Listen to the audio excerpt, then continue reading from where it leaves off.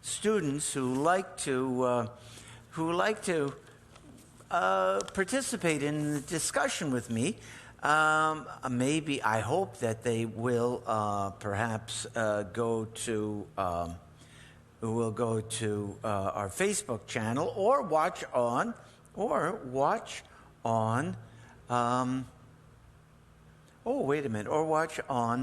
Facebook. That would be wonderful. Let's see here. Live. Good. Excellent. Okay, well, anyway, it's good to be with you on the second day of Hanukkah. We had a wonderful celebration yesterday in our parking lot. We had 35, 40 cars or so full of people who drove into our parking lot, and it was raining, and we had trouble lighting the menorah. And we had a big blow-up menorah, big plastic menorah. It was 7 feet high. It kept blowing over. But you know what? We didn't let it dampen our spirits. No, we did the blessings. We sang the songs.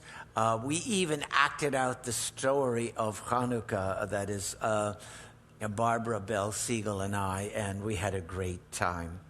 So I thought this morning, instead of going over this week's Torah portion, which is Vayeshev, that I would talk a little bit about Hanukkah, about the hidden story of Hanukkah and the hidden meaning of Hanukkah. Now, you know the story. You learned the story in Hebrew school about the little cruse of oil. And what a wonderful story it is. And the victory of the Maccabees over the Syrian Greeks. But if you dig into the story a little deeper, if you look at the historical context of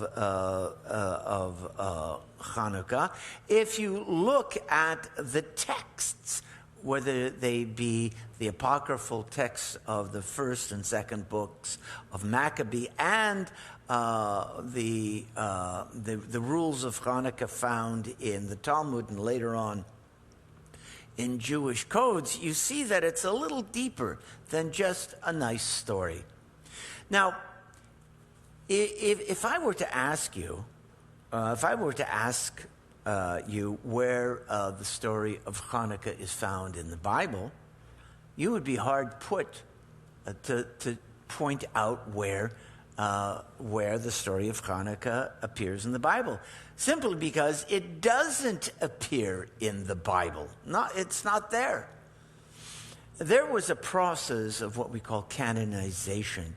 What is canonization? That is making choosing the official books of that we're going to get into the Bible. You know, there were many, many wonderful, inspiring books in the ancient world written by Jews.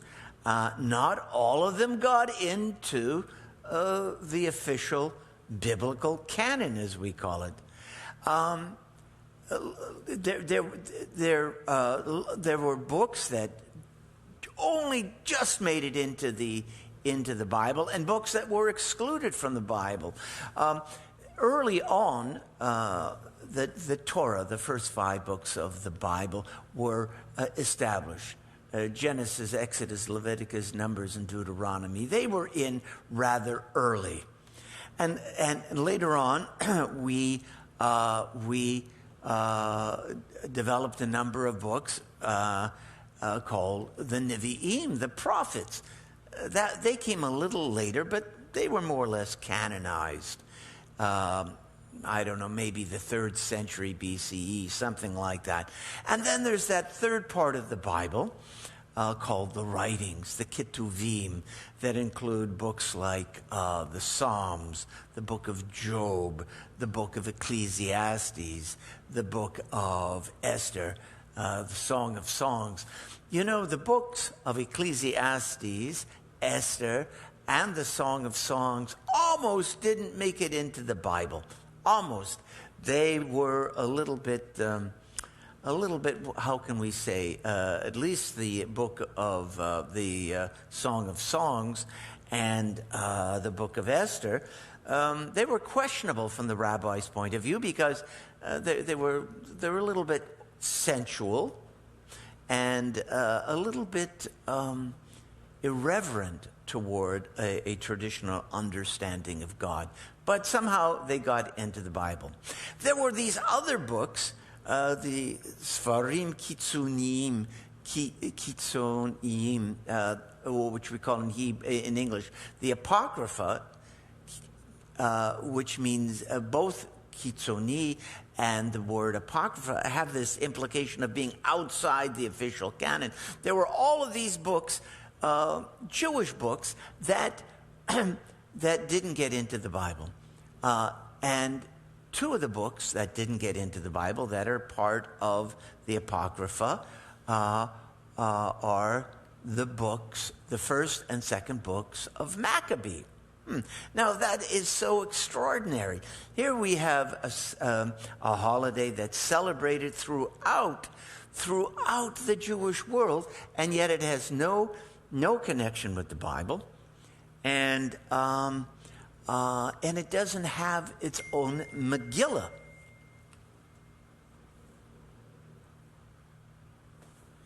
Yes, I have to talk to Betty Glazer here.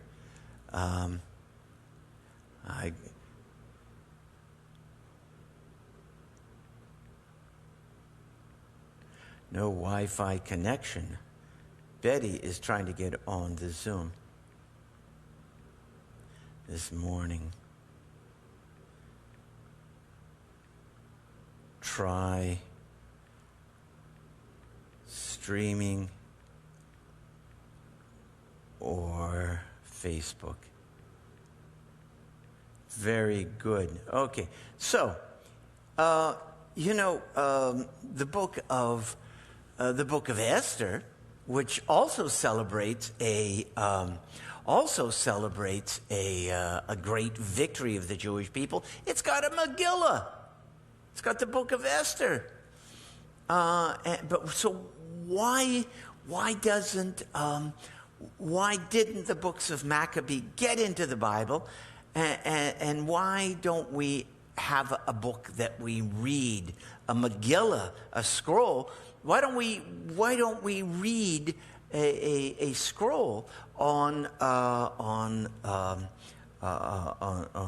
Chanukah?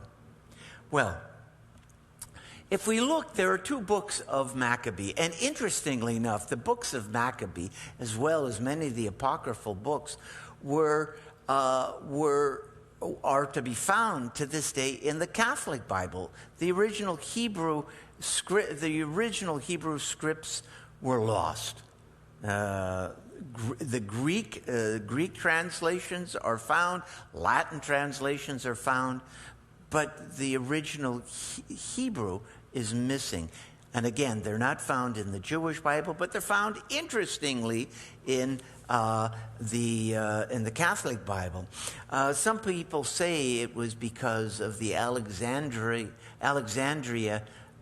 Jews who lived in Egypt. They were Greek speakers, and they assembled. They included all sorts of extraneous books in their collection, and the early Christians, when they were going to translate the Bible, they into Latin or Greek and into Latin, they relied on the books that were found by that Greek-speaking community in Alexandria, Egypt. But be that as it may, the first book of Maccabee speaks about the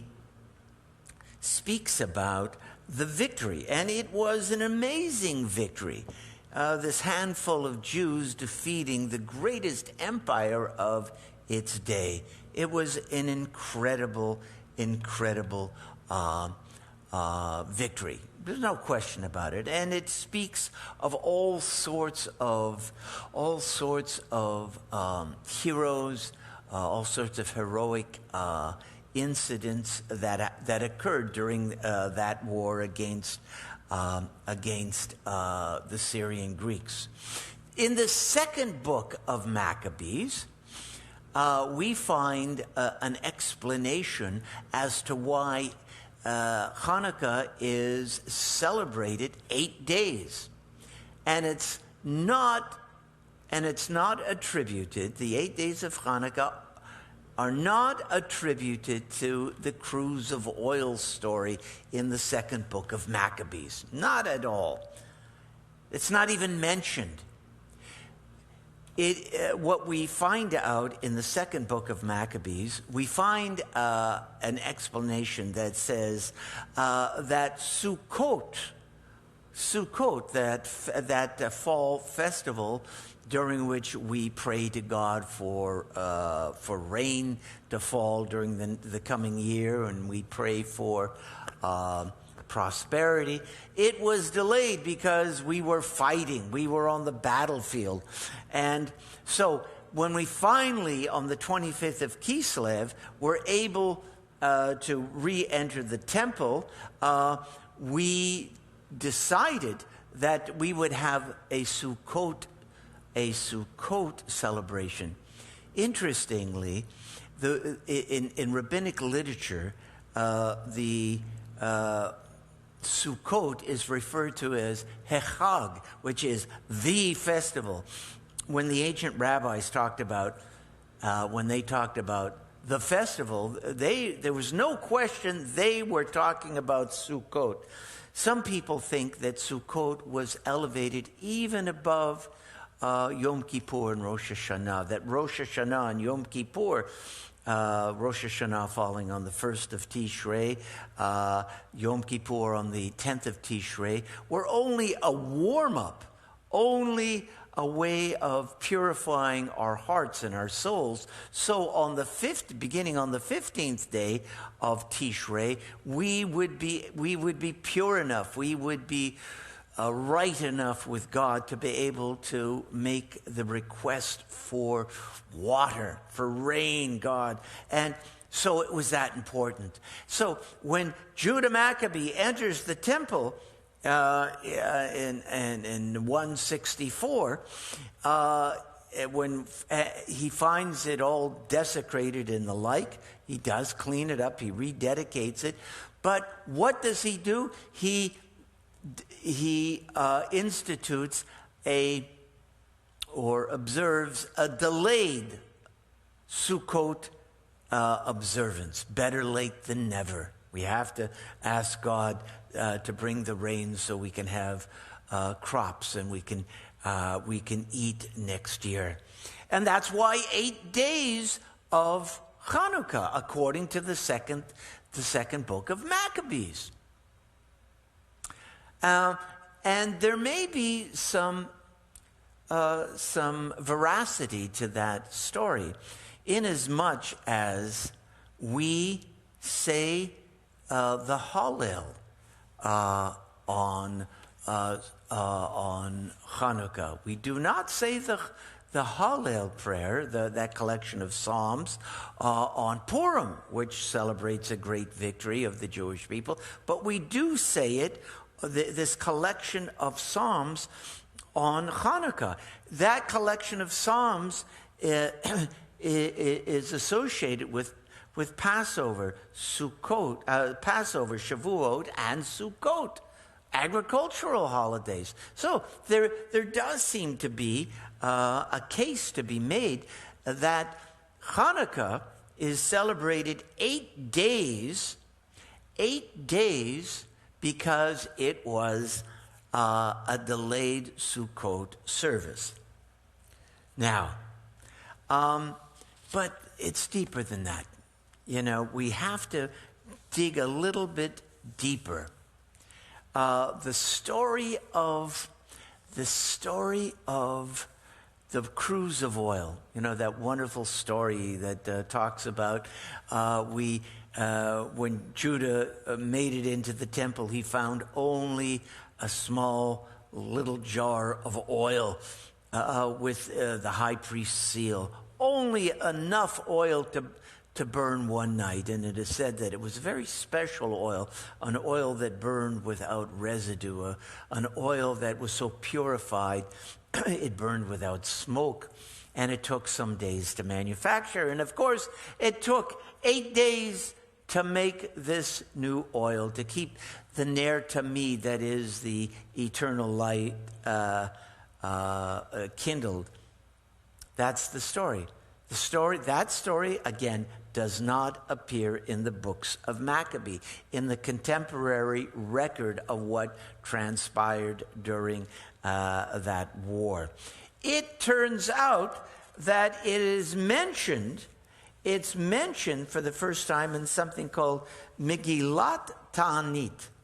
Megillat Ta'anit, which is actually a scroll about fasting. It's a scroll about fasting, and it is included in the tractate Shabbat in the Talmud. It is there that we find the story of the cruse of oil, that little jar of oil.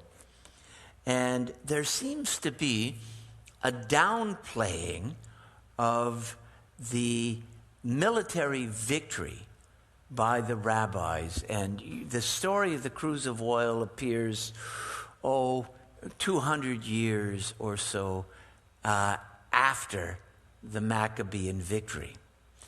And the rabbis who wrote the Talmud, they seem to be downplaying the military victory of the Maccabees. And what they wanted to, it seems that they wanted to emphasize,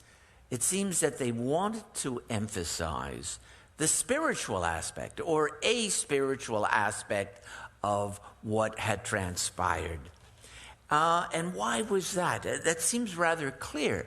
It's not that they denied the victory. Yes, it was a victory, but that wasn't the important thing. The important thing was the cruse of oil, the miracle of this little jar of oil lasting 8 days.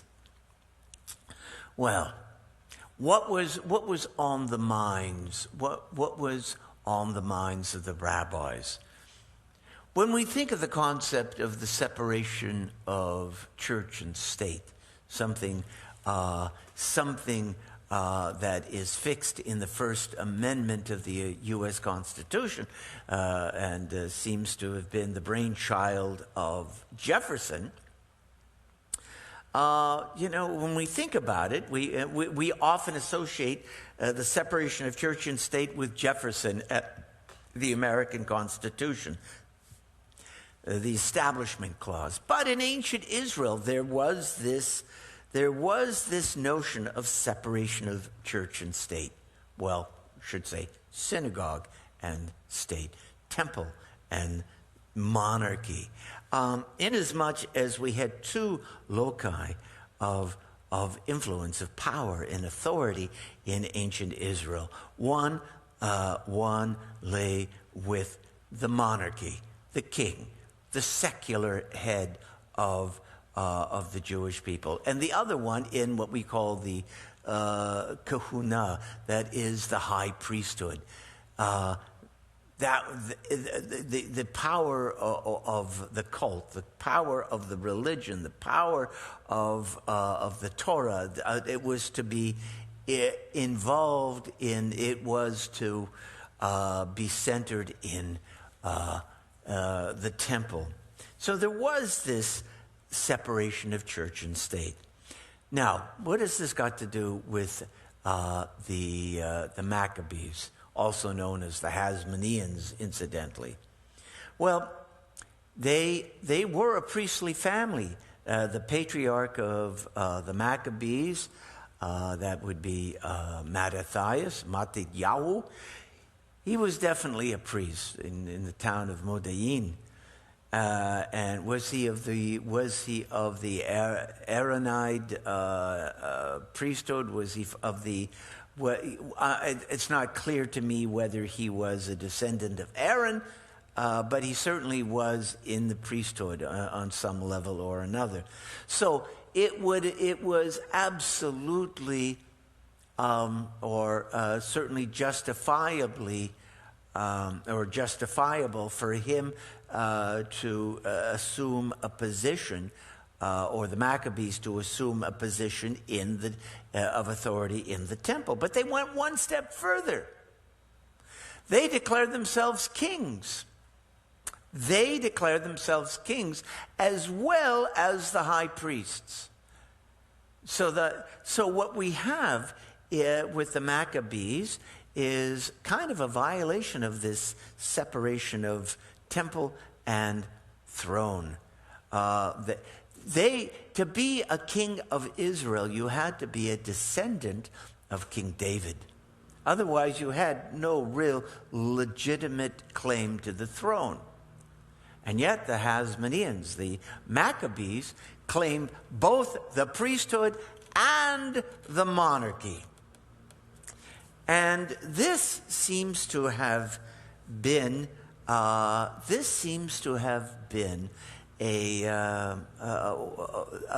source of discomfort and criticism coming from the rabbis of old. What we see with the Maccabees, and the Maccabees, certainly what do they say? History is written by the victors, and they certainly portray themselves in a very positive light in the books of Maccabee.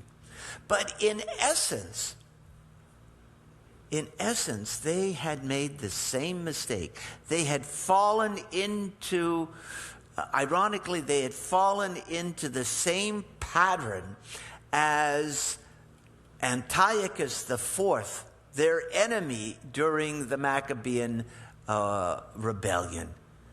What had Antiochus done?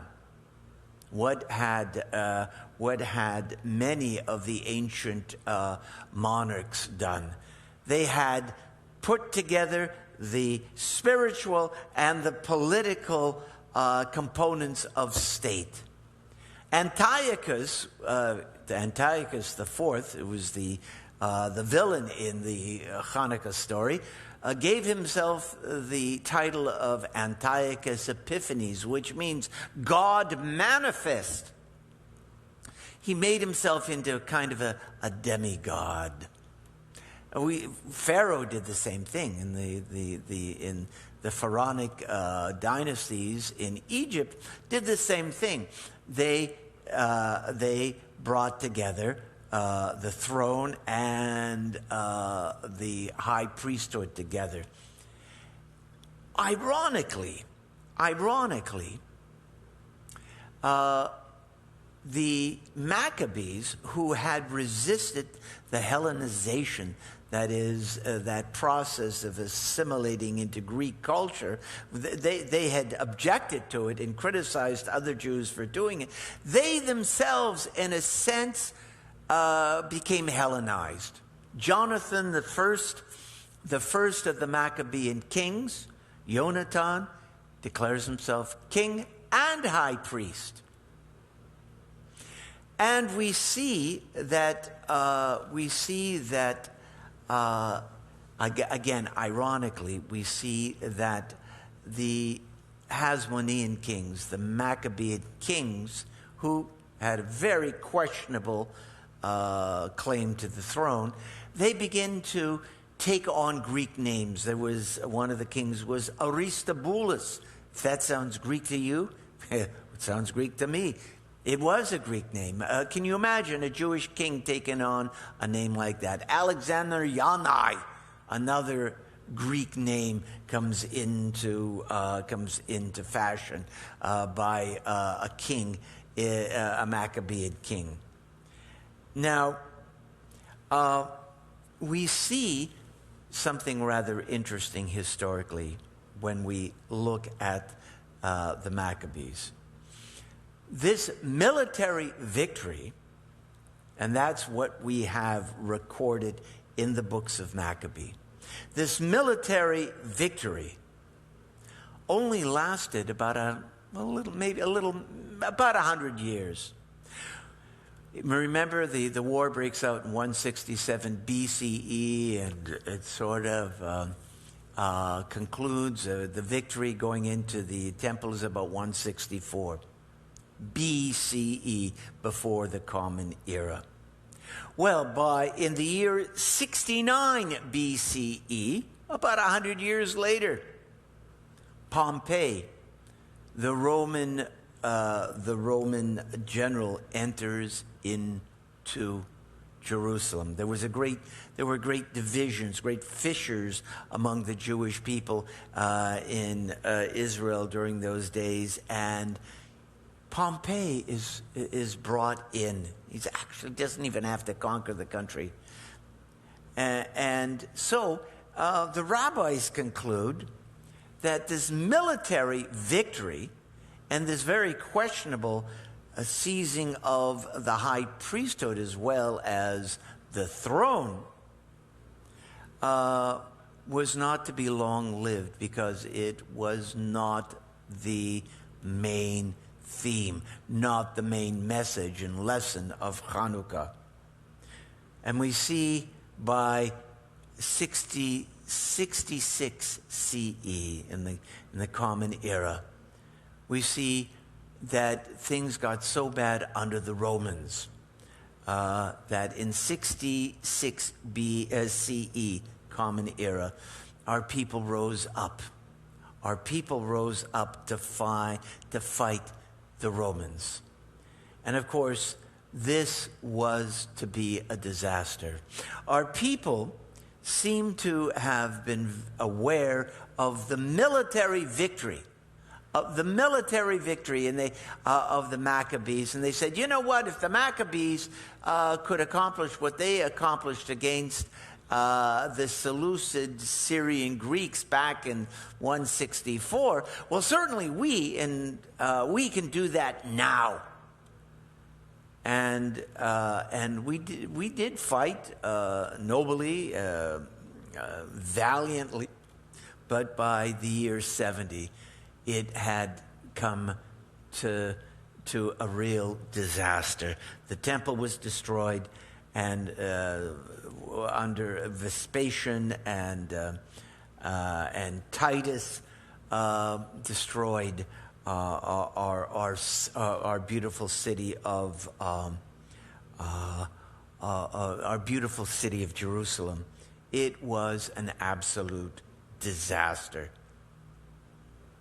So there were some of the rabbis, and this is interesting. If we look at, if we study the texts in Tractate Rosh Hashanah, there is a discussion where some of the rabbis wanted to abolish Hanukkah. Can you imagine?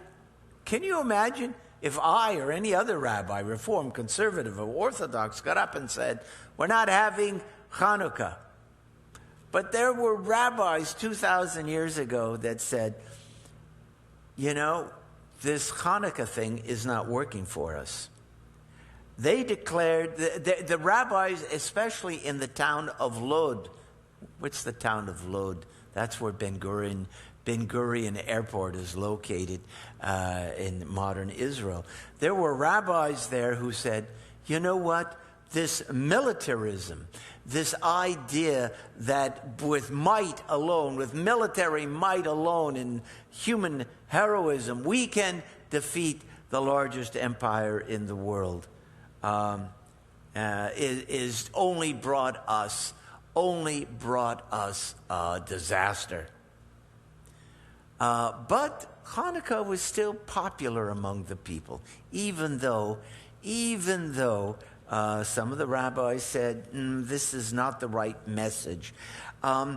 We have a story which is interesting. Hanukkah, you're not supposed to fast on Hanukkah. Hanukkah is supposed to be a joyous holiday, right? Well, these rabbis who wanted to get rid of Hanukkah, they declared Hanukkah, at least the first day of Hanukkah, to be a fast day, a day of mourning, not a day of celebration, the very opposite of what we associate with this holiday. So Rabbi Yehoshua and Rabbi Eliezer, they who were still in favor of Hanukkah, who said, no, there's something to be retrieved from the story of Hanukkah that is inspiring and uplifting for the Jewish people. They went to Lod. And we're told that Joshua, and you're going to think this is a little irrelevant, or what does it mean? He had a haircut. And Eliezer went swimming. He bathed in this open brecha, this open pool. These were things that you did not do on a fast day. You didn't bathe you didn't go bathing, and you didn't get your hair cut. But they did this because to defy the rabbis who were saying, we got to get rid of Hanukkah. So Hanukkah was saved, but it was re-understood. It was seen through a different lens. Hanukkah stopped being looked at as primarily a military victory. And it was looked at more like a cultural victory. The rabbi said, if we're going to survive as a people, it's not going to be because of our military prowess, but because of our culture, because of our ideas, because of our spirits. Now, people have said, many historians of Western civilization have said that Western civilization, European civilization as we understand it, is really a coming together of Greek and Jewish cultures, Greek and Jewish ideas. The Greeks had marvelous architecture. The Greeks were philosophers par excellence. They had a material culture that was beautiful. I've been in archaeological digs in Israel. I'm not one who likes to dig in the earth hour after hour, but I have been on a few digs. When you come across Jewish pottery from the Israelite period, it's very basic. It's not decorated much. It's very utilitarian. When you come across Roman or Greek pottery, it is burnished. It's beautiful and it's painted often. It's much more pleasing to the eye, no question. The Greeks and the Romans had a beautiful aesthetic material culture.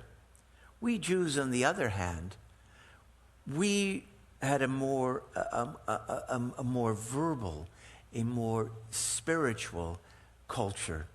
Ours wasn't in architecture or painting or sculpture. Our cultural and religious genius lay more in the realm of the spirit, of things that you could not see. Rabbi Lord Jonathan Sachs tells a story, and he introduces this story and says it's rather shocking and maybe sounds a bit cruel what a particular teacher did to her students. But what he recalls that there was a story of a teacher having her young students build a model of Jerusalem, of ancient Jerusalem, and they worked on it, right? And they were very proud of it. And she had a little tape recorder, and she put a tape in it, and there were songs on it, beautiful, beautiful songs. And then she did something rather shocking. She smashed this model that the children had been working on. Ugh! And she took the tape out of the tape recorder and destroyed it. Shocking. Absolutely shocking. And she asked her students, she said, do we still have the model? And they were kind of upset, and they said, no. Do we have the tape of the songs? No. But do we still have the songs? Do we still have the melodies in our hearts and our minds? And they said, yes. What she wanted to do was to teach her children about the physical, the difference between the spiritual and physical kinds of victories in life. The military, physical victory of the Maccabees lasted maybe about 100 years. But the cultural victory, the cultural battle that the Jews waged to keep their traditions alive lasted and sustained them for over 2,000 years. Think about it. You can lose the temple in Jerusalem, but you never lost Torah. We lost the independent state, but we never lost our connection to God. We never lost our culture and our religion and our sense of peoplehood. Now, I want to end with this. And I'm sorry I can't. I've been trying to get my Wi-Fi going. I hope some of you are watching. I hope some of you are watching on... I just don't seem to have a signal in here. I hope some of you are watching on Facebook and on YouTube and on our streaming service this morning. This is what I want to end with. Maimonides, who is a wonderful halachicist. That is, he was a philosopher and an expert in Jewish law. And he brings up the question he brings up a very interesting question. He says, he establishes the basic requirement for the number of lights that we are to kindle on the holidays and on Shabbat. Shabbat, of course, being the greatest of all of the holidays.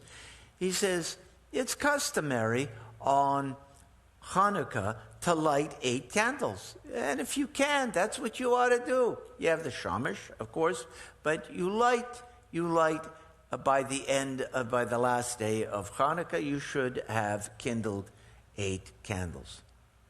But you are what we would call yotze. That is, you've fulfilled your duty if you light at least 1 candle every night. Just 1. And he said the same thing about Shabbat. It's customary to light 2 candles on Shabbat. But he says if you only have 1 candle, that's sufficient. You're yotze.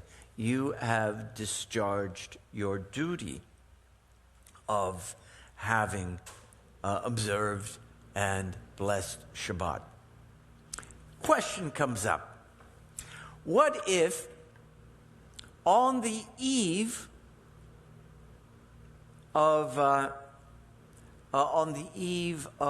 Shabbat, I find myself in the also during the Hanukkah period? What am I supposed to do? I got 1 candle. Now, there are 2 blessings, of course, 2 different blessings. There's a different blessing for the Chanukah, for the Hanukkah light, and it's a different blessing for Shabbat, They're two distinct blessings. I always remind people that there's going to be at least one Shabbat during Hanukkah, and always light your Hanukkah lights first, because once you light your Shabbat candles, you're not supposed to light additional candles. You're not supposed to light, so make sure that you light and bless your Hanukkah lights first, and your Shabbat lights second. But again, getting back to the question, what if I have one candle? What blessing do I say? Now, there is a strong argument that I should say the blessing over Chanukah. After all, I do Shabbat every week. I will do it over and over again. So I'll do it 50 or 51 times during the year.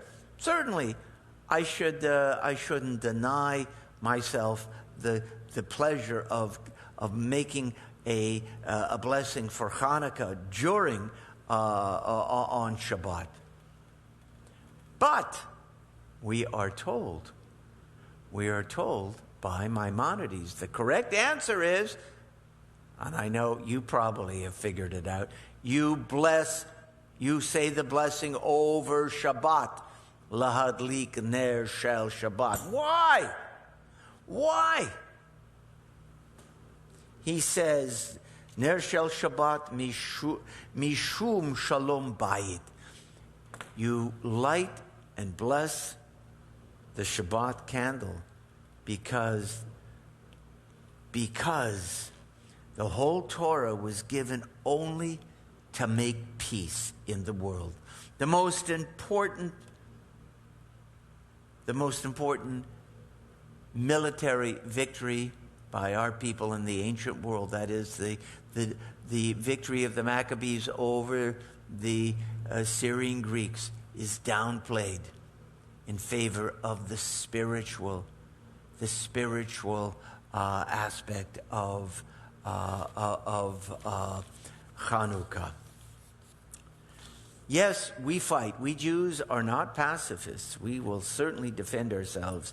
And we modern-day Zionists, we want Israel always to have the military edge over its enemies. That having been said, we understand that the purpose, the goal, the vision of Judaism is always about peace. So, a little different outlook on Chanukah. Well, again, I'm sorry that I'm going to just see here. Temple 954.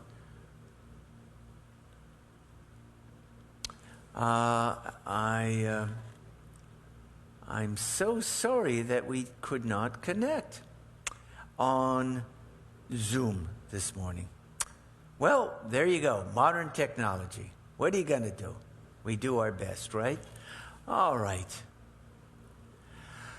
Well, you know, it's Shabbat, and we have celebrated and studied about Chanukah, but we obviously continue with our Shabbat observance always. Good. So if you're at home and you have a tallis, you might put it on. Baruch atah Adonai Eloheinu melech haolam asher kiddushanu b'mitzvotav lihitatef b'tzitzit. There you go. Well, if you don't have a tallis, I put one on for all of us, okay? Very good. And now we turn in our prayer books to page, I'll give you a page in a minute. Well, we all know that we always begin with Ma Tovu. Ma tovu ohalecha Yaakov mishkenotecha Yisrael.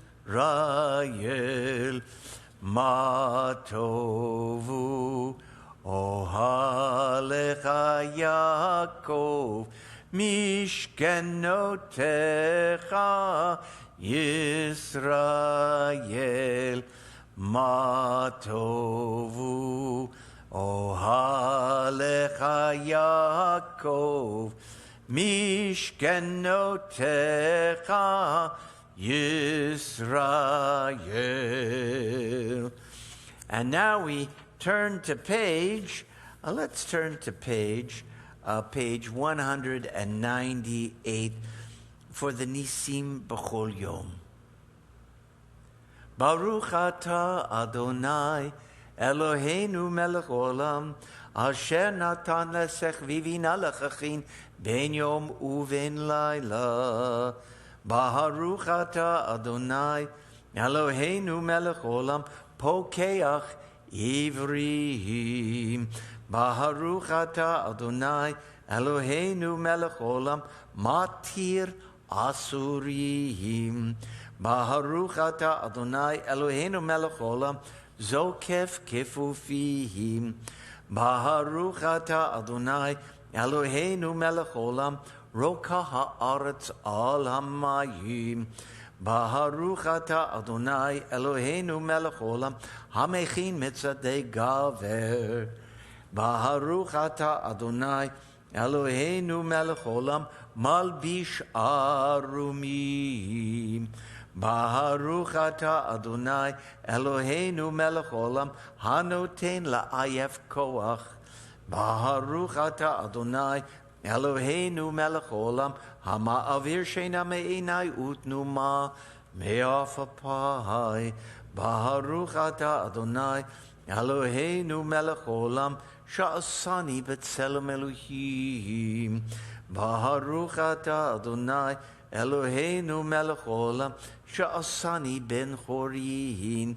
Baruch atah Adonai Eloheinu melech olam sha'asani Yisrael. Baruch atah Adonai Eloheinu melech olam ozer Yisrael bigvura.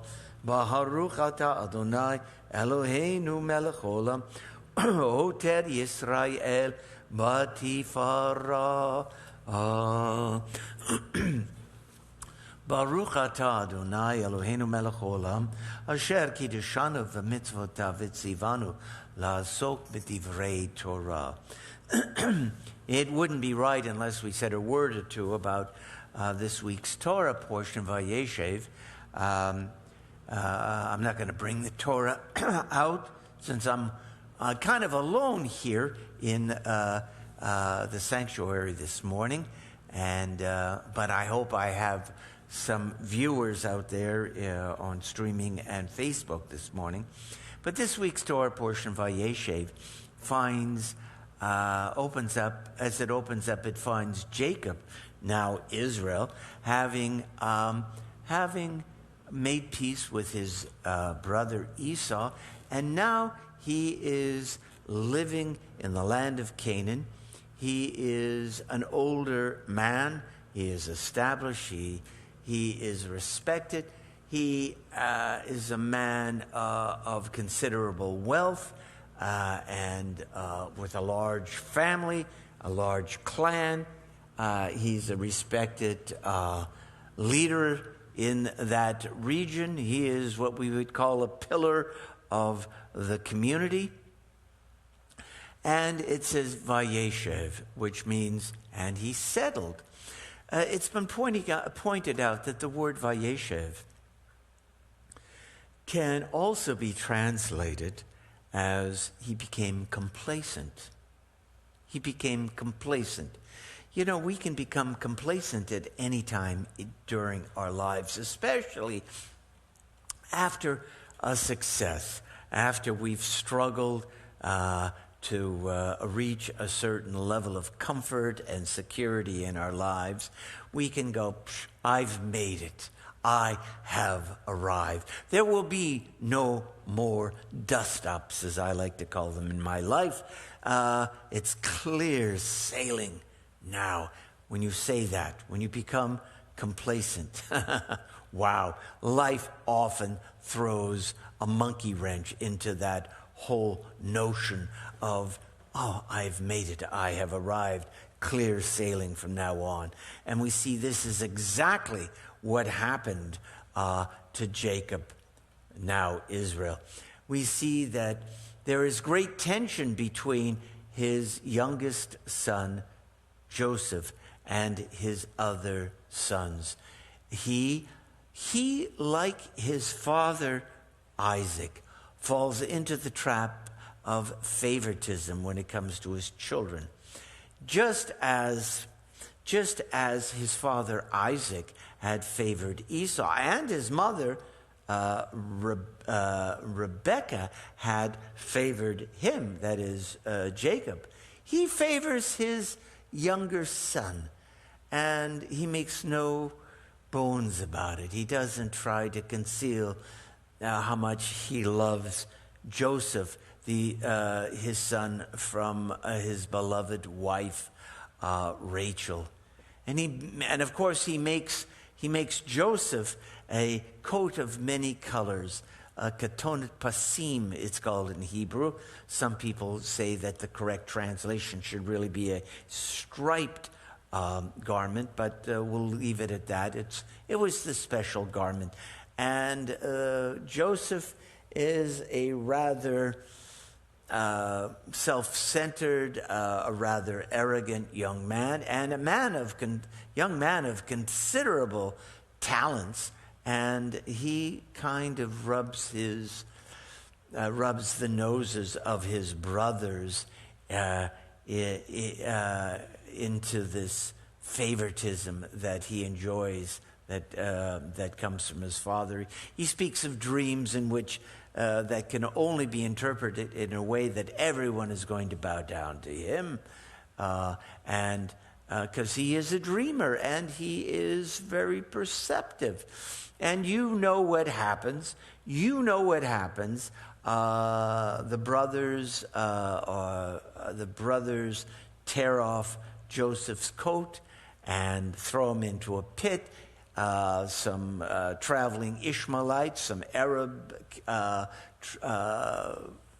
traders come through that area. They take Joseph out of this pit, and they take him to Egypt, where they sell him into slavery.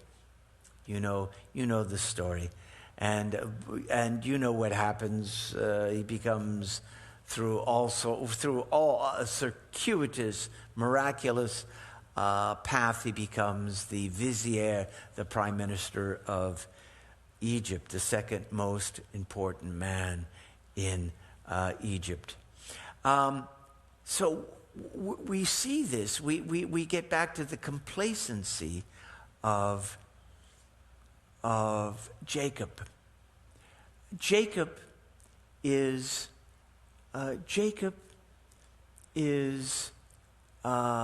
betrayed, in a sense, by his sons through a garment. Think about this.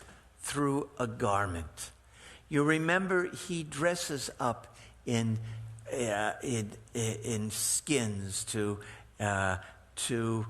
imitate, to disguise himself as his brother Esau, and so he can fool his father into blessing, giving him Esau's blessing.